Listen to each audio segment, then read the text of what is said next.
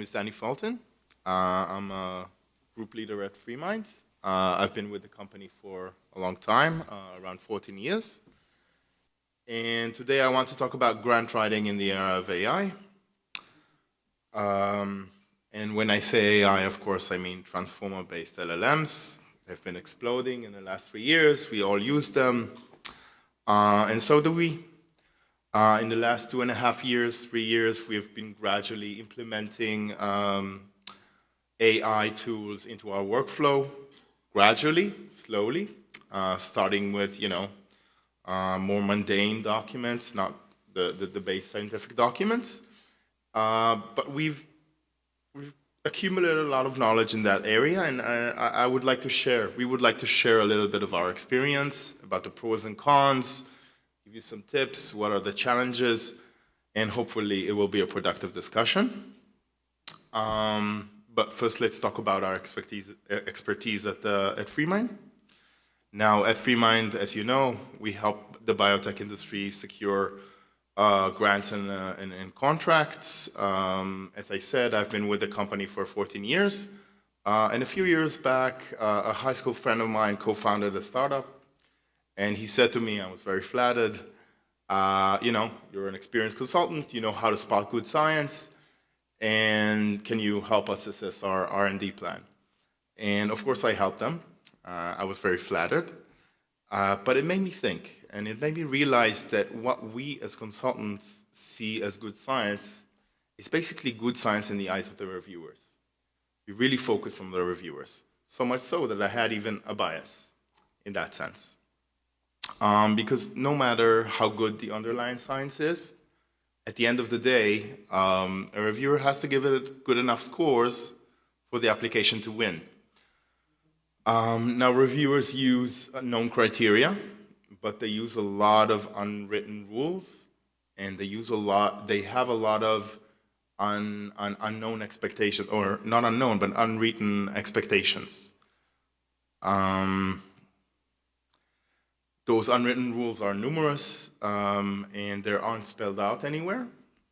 They live in reviewer culture. They live in the funding agency's operations. And in order to pick those up, you need to have constant interactions with those bodies.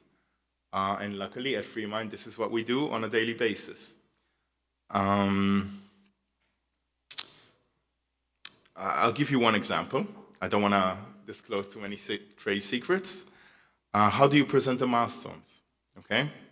So for a phase project, like an SBIR phase 1, for example, you need to have milestones. The milestones are go-no-go points aimed at assessing whether you have met your objective for an aim or for a project.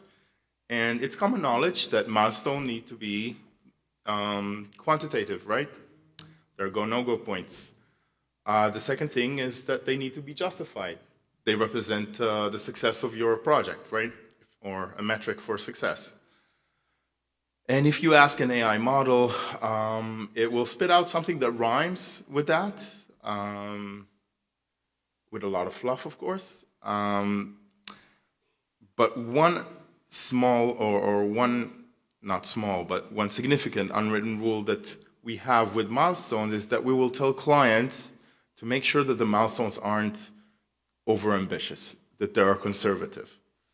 And the reason is that if you, for example, think that you can get 95% reduction in viral load or, tumor eradication, and you set the bar too high, or you set the bar as high as you expect, and you get, let's say, 92% or 85%, then you fail to meet your milestone. And then you're risking transitioning to the next phase, meaning you're losing millions, basically, on such a small thing. Whereas if you've set your milestone at 85% and you get 95% reduction, all the better. So this is an example of one small rule. It isn't spelled out anywhere, and it's been learned from lived experience, fortunately and unfortunately. In fact, I wanna add that if you ask an AI model how to present your milestone, they will immediately try to draft a milestone for you, and that is something you don't want to do. All right.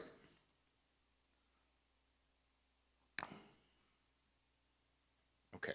So Alex described our day-to-day reality very well.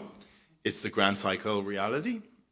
We work on a proposal, we submit it, hopefully it gets funded. If it doesn't get funded, we assess the reviewer comments and address the comments, write a responsive proposal, and then we hopefully it gets submitted, hopefully it gets funded, and so forth. That's a cycle. Now, working on so many proposals, cycle after cycle, we have internalized how reviewers assess a proposal and on all aspects. That could be how reviewers react to various scientific decisions. Should you use this comparator? Should you use that CRO? That's an important question. Who should serve as PI, as Alex said? What should be the PI's credentials? Maybe you need a multiple PI plan. Which consultant should you use in order to get a positive review? How will reviewers react to this methodology or to that methodology? So there are a lot of scientific decisions that we have a lot of experience in how reviewers react to those. Now, of course, there are many reviewers, there are many opinions, but over such cycle after cycle, patterns emerge, comments recur, the same strengths are being rewarded and the same weaknesses are being penalized every time. I'm proud to say that we are rarely surprised by reviewer critique. And of course, when we meet a new or when we encounter a new pattern, we gradually, cautiously implement it into our workflow.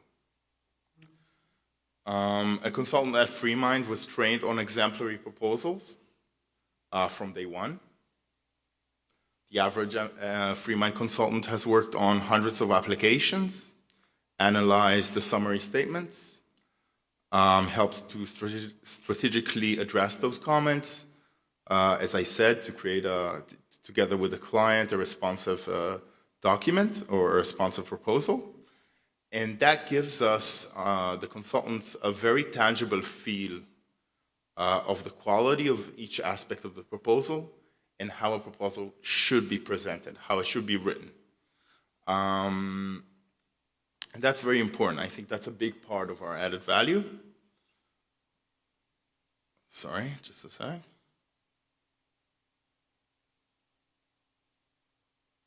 Okay.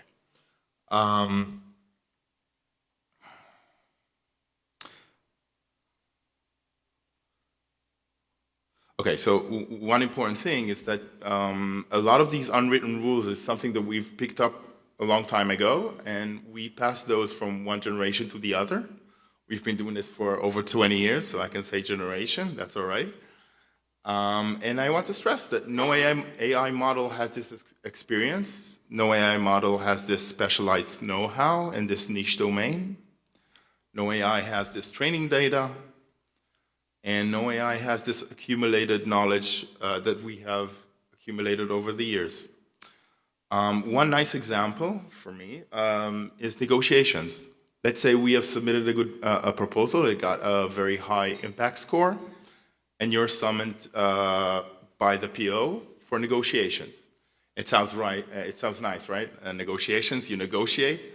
No, actually the PO, whoever is in charge of the mechanism, will ask you to address specific issues during negotiations. And during negotiations, we have a good sense of which issue could stall a project for a few months, which issue could be a deal breaker, and which can be resolved in a sentence or two of justification. And that's very important. It's important for the negotiations themselves, but it's also important for the grant development process. Because we know how to prioritize or what to prioritize when working on a proposal. Because inherently grant writing is a compromise. You have limited amount of resources, time resources, and you have limited amount of space. The average proposal is 6 pages, 9 pages long. So knowing what to focus on in an inherently compromised environment is very important and help you maximize your chances of success.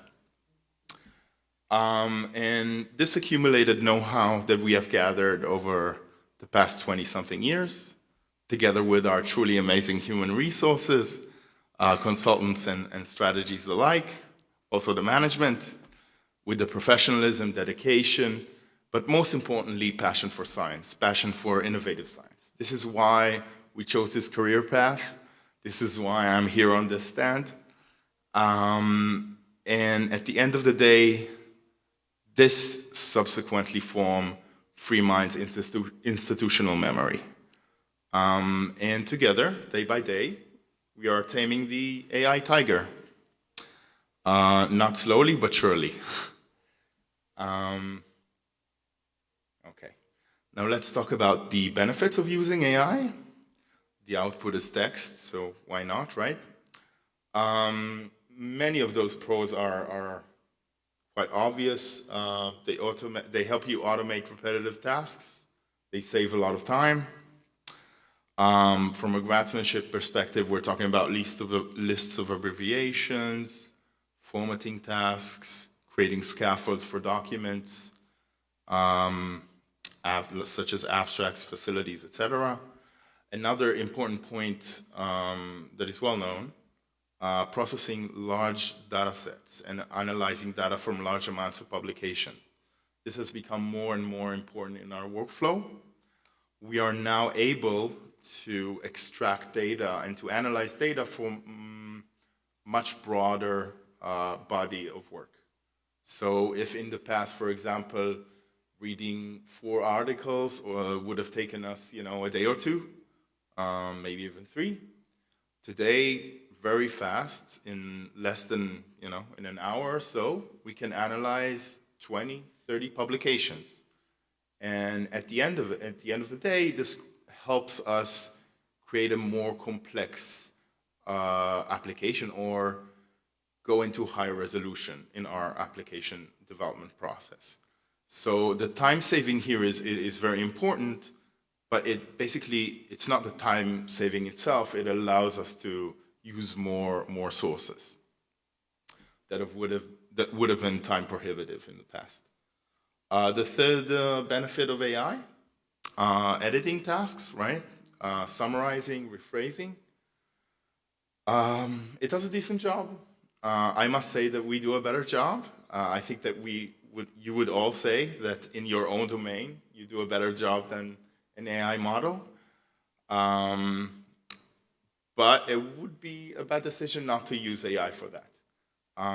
We do use first drafts for such, or we do summarize or use an AI model summary as a first draft. And it helps us get to the same quality faster. The fourth thing that we think that AI models are good at is generating standardized data or standardized text. LLMs are probabilistic in nature, you know that. And when you want to, for example, write an established protocol, if you want to illustrate basic scientific information that are established, if you want to explain an established standard of care treatment, you can do that. And the AI model will do a good job at it, generally speaking. It can do so, I think, because there's enough data on the web, online, for it to create or to respond with a balanced response. Okay. So these are the benefits of AI that we see. Let's talk a little bit about the risks. I'm going to get a little bit poetic here. Mark Twain has this famous quote, that history doesn't repeat itself, but it rhymes. He was a talented guy. That's a little bit how I think about LLMs. They won't give you the truth, but they'll give you something that rhymes with the truth. It will be in the same area of semantic Latin space, for example. So the risks of AI. The first thing, I want to get it off the table, factual mistakes and hallucinations. We know that models make mistakes. We know that they have hallucinations. For the purpose of this presentation, I'm going to assume that they will diminish or they will be overcome. I don't want to waste time about hallucinations and factual mistakes. The most important thing is that we catch those mistakes. And because we constantly validate the outputs, we make sure that if there is a mistake, we catch it. But it is a risk. The second thing, and I think this one is very important, in the slide it's called stylistic, but I would say it's a mismatch between tone and content.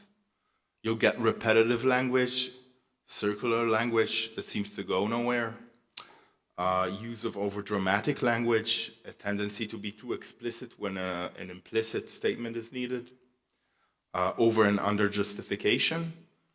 This is a very important point. What you justify and what you don't justify is an important tool that we use as grant consultants. I'll give you an example.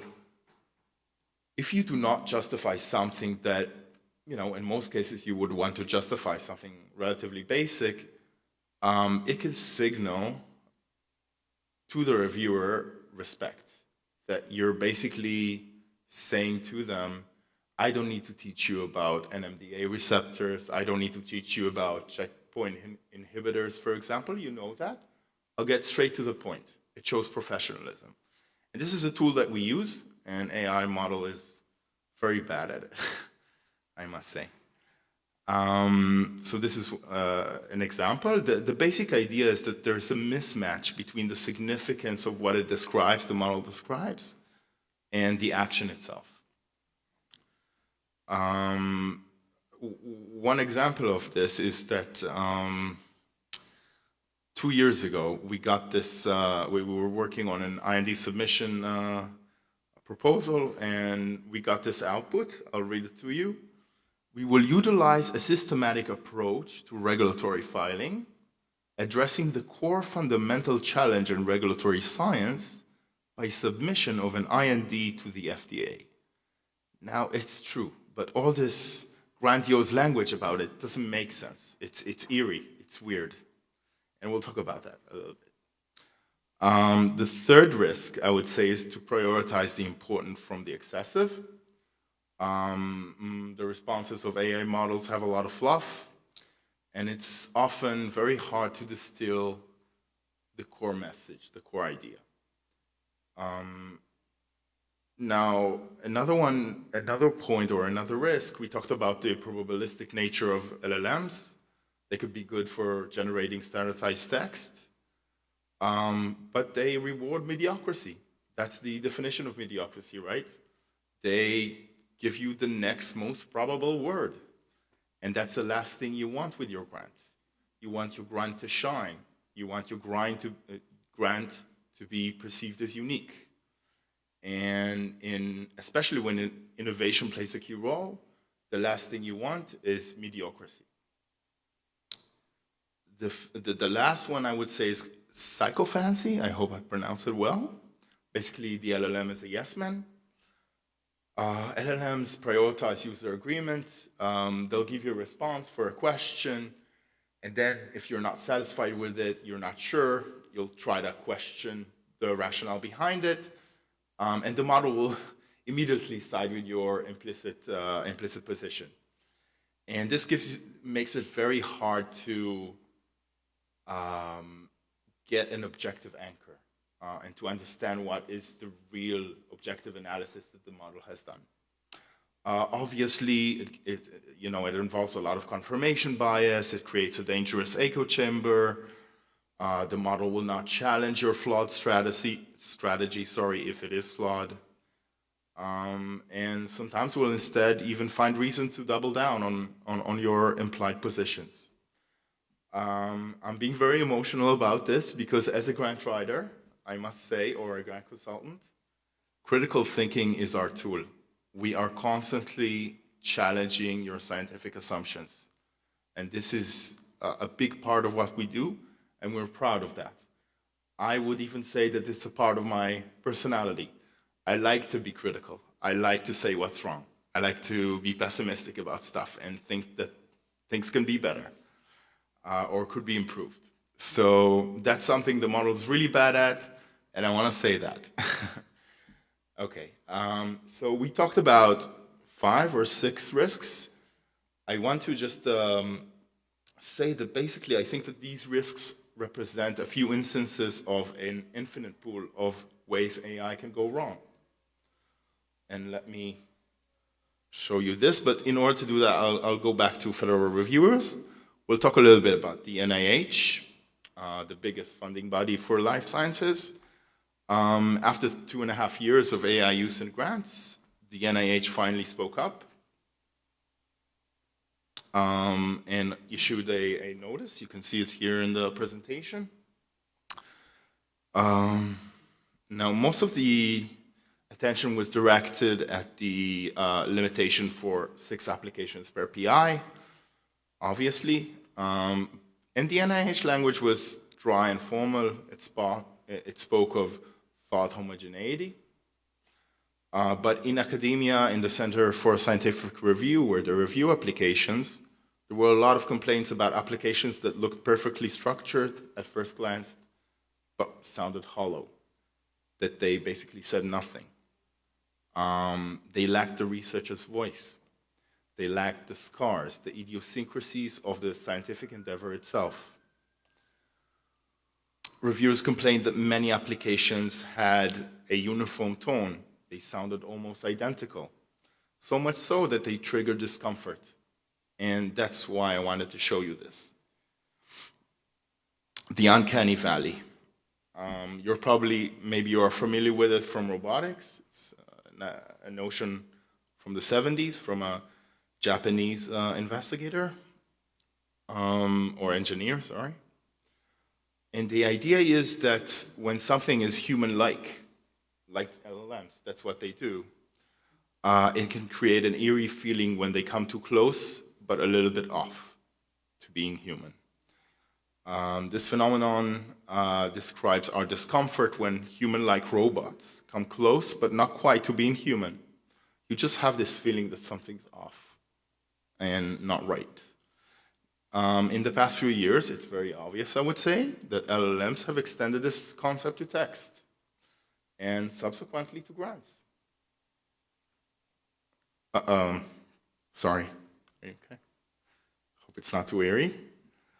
Now, I'm not saying it's a horror movie. I'm not saying a zombie will jump from a proposal and scare the reviewer. Obviously, it's much more subtle. But it's the same idea.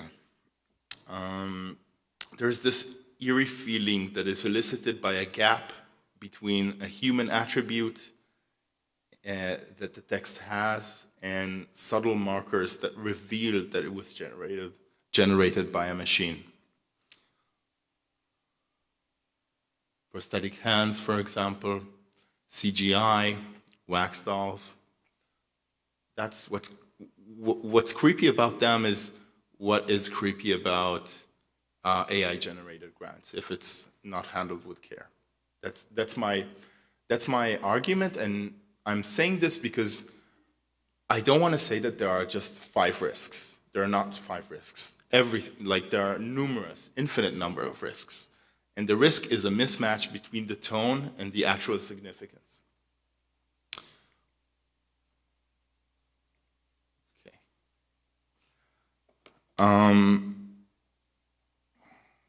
This gap, as we talked about, can be manifested as repetitive language, circular language, overconfident claims that ignore scientific uncertainty that is inherent.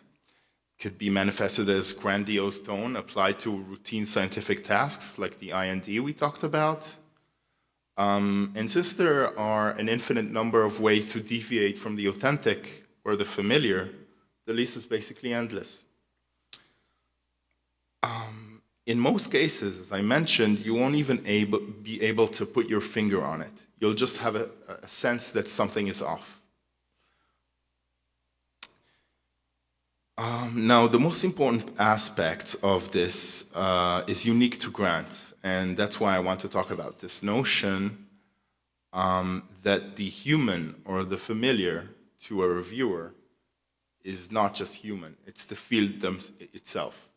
To a reviewer, think about a reviewer, right? They spend their life, they spend their career working on breast cancer or prostate cancer, something like that.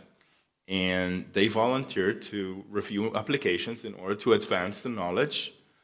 And they get a proposal that is written in a way that they can put their finger on it, but something's off. So I'm not saying a zombie will jump, but I'm saying that reviewers are over-sensitized to such AI use. So you have to handle it with care. And when AI is used in grant writing, without extensive real-life understanding of reviewer expectations, you won't just fail to persuade. You don't only run the risk of adopting a misleading AI advice, you run the risk of alienating the reviewer. And that's a risk you don't want to take. Now, at FreeMind, we're constantly studying, analyzing applications, learning from reviewer critique, and ensuring an authentic, well-construed, and highly competitive grant that has a clear and unique voice. And this is my main point.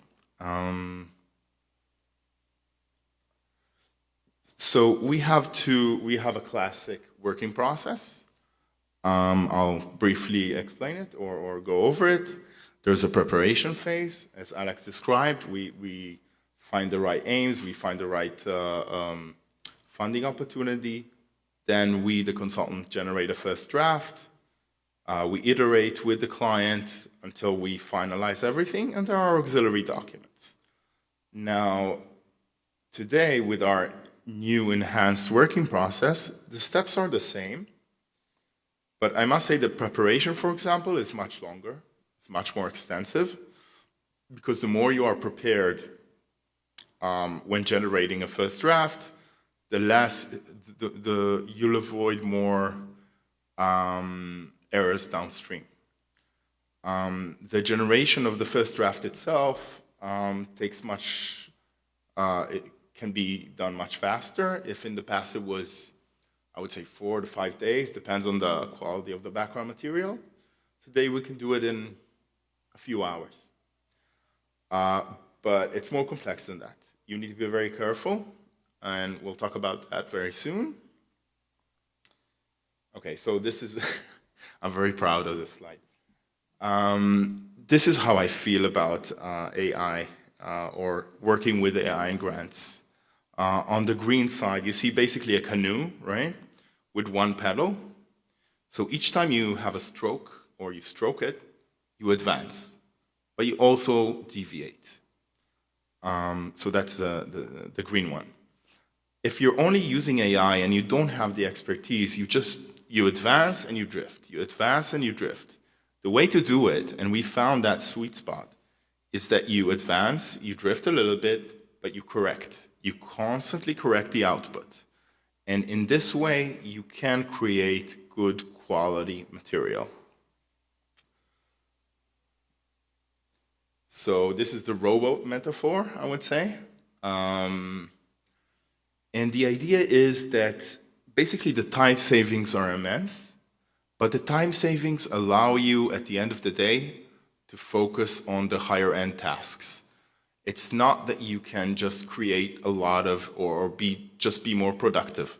There's a reason for this, or the way to take advantage of this production is to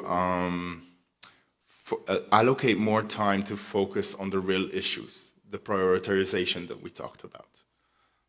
Let me give you a few examples of this constant correction.